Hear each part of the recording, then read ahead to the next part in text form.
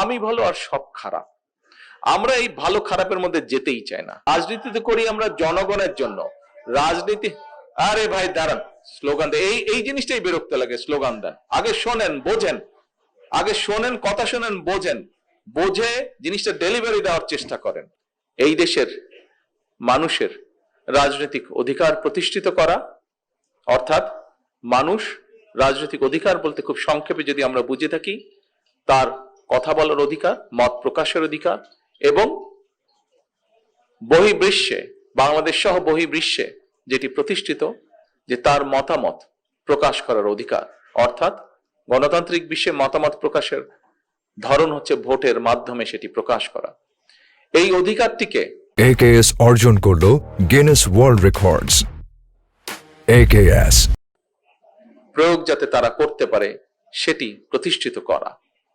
দুর্ভাগ্যজনকভাবে দেশ স্বাধীনের পরে বিভিন্ন সময় থেকে থেকে জনগণের এই অধিকারটি বাধাগ্রস্ত হয়েছিল, এবং এই রাজনৈতিক অধিকার প্রতিষ্ঠার সাথে সাথে আরেকটি অধিকার, সেটি হচ্ছে জনগণের অর্থনৈতিক অধিকার, অর্থাৎ জনগণের মধ্যে বিভিন্ন শ্রেণী পেশার মানুষ তাদের নিজ নিজ যোগ্যতা অনুযায়ী তার কর্মসংস্থান, তার নিরাপত্তা, তার যোগ্যতা অনুযায়ী সেটি তার বিভিন্ন কর্মসংস্থান হোক বা ব্যবসা বাণিজ্য, অর্থাৎ সেই অধিকার যাতে সে পূর্ণভাবে ভোগ করতে পারে।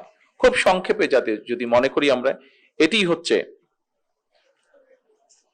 মানুষের মৌলিক বিষয়গুলির অন্যতম, বা যা তাদের চাওয়া ছিল। জনগণের জুলাই আন্দোলন সফল হয়েছে। জনগণের কাঙ্ক্ষিত সেই গণতান্ত্রিক অধিকারও সফলতার পথ ধরে এতদূর পর্যন্ত আজ এসেছে।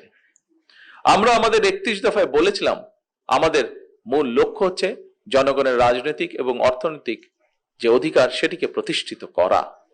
আজকে আমরা একই সাথে এটাও বলেছিলাম যে আমাদের 31 দফা হচ্ছে রাষ্ট্র পুনর্গঠনের 31 দফা। আমরা যখন দায়িত্ব গ্রহণ করার পরে যুদ্ধ পরিস্থিতি শুরু হলো, তখন আসলেও আমরা একটু ওয়ারি ছিলাম যে কি করে সকল পরিস্থিতি আমরা ম্যানেজ করব। আমরা জানি এই সকল বিধ্বস্ত অর্থনীতি, বিধ্বস্ত সব পরিস্থিতির মধ্যে আমরা জানি ভিতরে জনগণ অবশ্যই কষ্টের মধ্যে দিয়ে যাচ্ছে। আমরা আমাদের সাধ্য মতন, আমাদের অভিজ্ঞতা, আমাদের বুদ্ধি বিবেক, বিভিন্ন পরামর্শের ভিত্তিতে আমরা সাধ্য মতন চেষ্টা করছি এবং চেষ্টা করে যাচ্ছি আমরা কিভাবে জনগণকে এই পরিস্থিতিকে আমরা বের করে আনতে পারি। এর ভিতরেই আমরা জানি যে বিশেষ করে জ্বালানি খাতে তেল বা গ্যাস, এইসব বিষয়, বিদ্যুৎ, এইসব বিষয়ে জনগণ সমস্যার মধ্যে দিয়ে যাচ্ছেন। কিন্তু এই যে জ্বালানিটা দিয়ে আমি শুরু করলাম, কারণ এই মুহূর্তে জ্বালানির কথাই বলুন, গ্যাসের কথাই বলুন, এই সব ক্ষেত্রে আমরা জানি দেশের বিভিন্ন প্রান্তে বহু মানুষ এই সকল ভোগান্তি পোহাচ্ছেন এগুলা। তো এখন এই বিষয়গুলোকে অবশ্যই আমাদের অ্যাড্রেস করতে হবে। কিন্তু এই কথাটাও তো সত্য, এই কথাটাও সত্য যে কিভাবে আমরা যদি শুধু জ্বালানি খাতের কথাই চিন্তা করি, কিভাবে ফাঁসিবাদী স্বৈরাচার এই জ্বালানি খাতটাকে তাদের পকেট ভারী করার একটি খাত হিসাবে তারা এটাকে বিবেচনা করেছিল। কাজেই স্বাভাবিকভাবেই এত বছরে লুটপাট করে যে সেক্টরটিকে বিধ্বস্ত করে ফেলা হয়েছে, সেই সেক্টরটিকে যদি পুনর্গঠন করতে হয় কিছু তো অবশ্যই সময় প্রয়োজন। আজকে অনেকেই বলেন, দেখলাম বিভিন্ন জন বিভিন্ন বক্তব্য দিয়েছেন, আমরা এক্সকিউজ দেওয়ার মাধ্যমে আমরা আমাদের দায়িত্ব এড়াতে চাচ্ছি না। হ্যাঁ, সমস্যা আছে, আমরা জানি, আমরা সেই সমস্যাটাকে অ্যাড্রেস করতে চাই। অনেকেই বলছেন যে বিভিন্ন বাসা বাড়িতে বা বিভিন্ন মিল ফ্যাক্টরিতে গ্যাস পাওয়া যাচ্ছে না, ফলে হয়তো অনেক জায়গায় অনেক মিল ফ্যাক্টরি চালানো যাচ্ছে না, অনেক বাসা বাড়িতে হয় না, রান্না বান্না করা যাচ্ছে না। ইয়েস, উই অ্যাডমিট সমস্যা আছে, কিন্তু সমস্যার সমাধানের জন্য আমরা নিরন্তর কাজ করারও চেষ্টা করছি, পরিচালনা উপায়টি বের করার চেষ্টা করছি। আপনারা নিশ্চয়ই দেখেছেন, গতকালকে পেপারে এসছে, দেখেছেন যে আমরা পার্শ্ববর্তী দেশ মায়ানমার থেকে গ্যাস আনার জন্য আলোচনা এরই মধ্যে শুরু করেছি। শুধু এটিই নয়, আমরা কিছুদিন আগে, আপনাদের খেয়াল আছে যে আমি মালয়েশিয়া এবং চায়নাতে গিয়েছিলাম। মালয়েশিয়াতে আমি ওখানে যে আছে পেট্রোনাস একটি তাদের কোম্পানি আছে, সেই কোম্পানির সাথে আমরা আলোচনা করেছি। গতকালকে সন্ধ্যার সময় তাদের সাথে জুম মিটিং ছিল এবং জুম মিটিং এ তারা মোটামুটি ভাবে কথাবার্তা কমপ্লিট হয়েছে এবং তারা চেষ্টা করছে, যেহেতু তারা অলরেডি জাপানের সাথে 20 বছরের একটা কন্ট্রাক্ট করে ফেলেছে, কিন্তু তার ভিতর থেকেও তারা চেষ্টা করবে যত দ্রুত সম্ভব আগামী অক্টোবরের মধ্যে তারা আমাদেরকে সেইভাবে গ্যাস দেওয়ার চেষ্টা করবে যাতে আমরা আমাদের মিল ফ্যাক্টরিগুলোতে গ্যাস সরবরাহ করতে পারি। এর ভিতরে আমরা চেষ্টা করছি যে একইভাবে আরো কিছু এইভাবে নিয়ে এসে আমাদের প্রায় 8টার মতন আমাদের বিদ্যুৎ কেন্দ্র আছে, যেই বিদ্যুৎ কেন্দ্রগুলোতে যদি আমরা গ্যাস সরবরাহ করতে পারি সাথে সাথে, তাহলে আগামী 3-4 ঘন্টার মধ্যে এইগুলোতে যদি গ্যাস কানেকশন দেওয়া যায় 3 থেকে 4 ঘন্টার মধ্যে আমরা 4000 মেগাওয়াট বিদ্যুৎ আমরা গ্রিড লাইনে সংযুক্ত করতে পারবো। এটাও কিভাবে করা যায় সেটিরও আমরা চেষ্টায় আছি। আমরা আসার 1-1.5 মাসের মধ্যে আমরা সিদ্ধান্ত নিয়েছি যে বাপেক্স এর জন্য আমরা 2টো রিগের ব্যবস্থা আমরা করছি, যাতে করে দ্রুত তারা দেশের ভিতরে যেখানে যেখানে আমাদের গ্যাস পাওয়ার সম্ভাবনা আছে, সেখানে গ্যাস, যেখানে তেল পাওয়ার সম্ভাবনা আছে, সেখান থেকে এই খনিগুলো যাতে এক্সট্রাক্ট করা যায় এবং আমরা নিজেরা যাতে আমাদের এই খনিজ সম্পদগুলো যাতে দেশের জন্য ব্যবহার করতে পারি, সেইটাও প্রক্রিয়া এগিয়ে চলছে। হয়তো একটু সময় লাগবে, কিন্তু ইনশাল্লাহ আমরা কিছুদিনের মধ্যে আমরা একটা ভালো রেজাল্ট পাবো।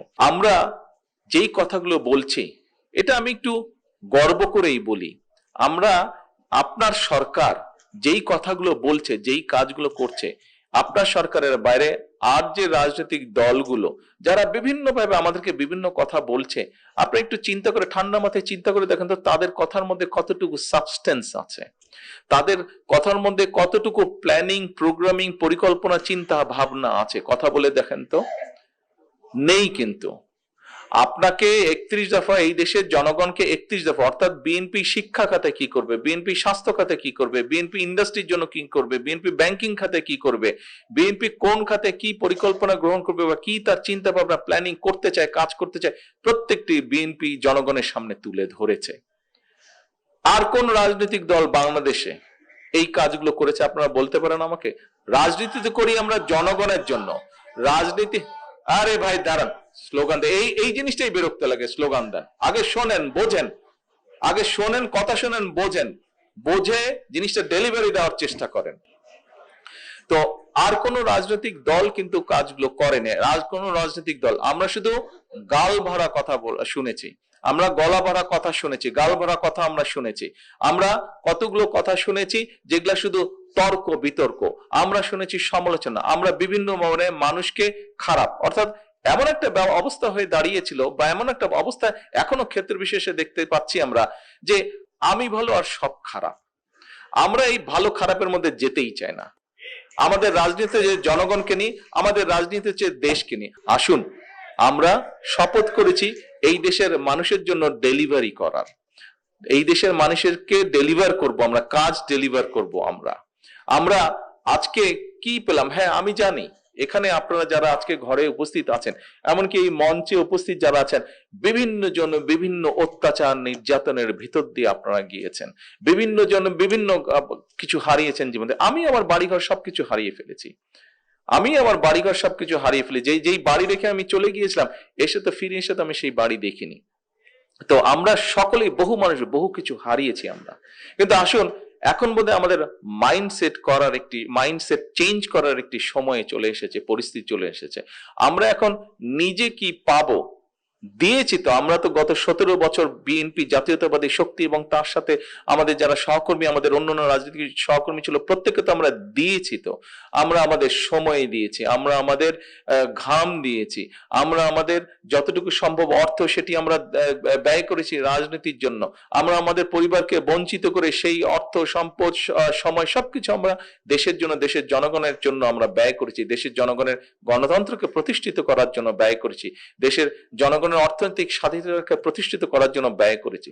কাজে আসুন, জনগণ আপনাদের পক্ষে রায় দিয়েছে, এখন আমাদের সকলের দায়িত্ব হচ্ছে জনগণের সেই দেওয়া দায়িত্বটি সঠিকভাবে পালন করা, সঠিকভাবে সিনসিয়ার ভাবে আমাদের পালন করা। আমরা কি পাবো সেটি বড় কথা নয়, আমরা কি দিতে পারবো দেশ এবং জনগণের জন্য, সেটিই হোক আজকের এই জুলাইয়ের আমাদের যে রক্তঝরা জুলাইয়ের যে জাগরণ, এই যে প্রোগ্রাম, আজকের এই প্রোগ্রামের আমাদের এটি হোক শপথ, এটি হোক আমাদের প্রতিজ্ঞা যে আমরা